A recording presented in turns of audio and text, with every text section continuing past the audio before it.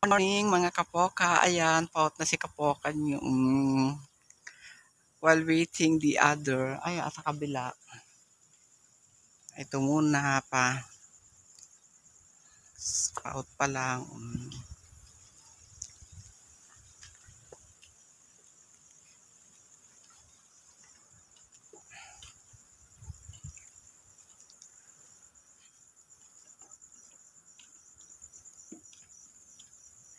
Magandang panahon. Malamig. Okay lang. Si kapyoka niyo. Oh, dahil wala siyang load. Ako lang ang may load.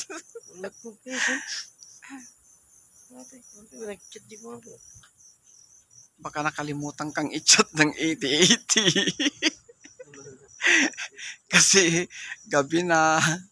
Nakatulog siguro.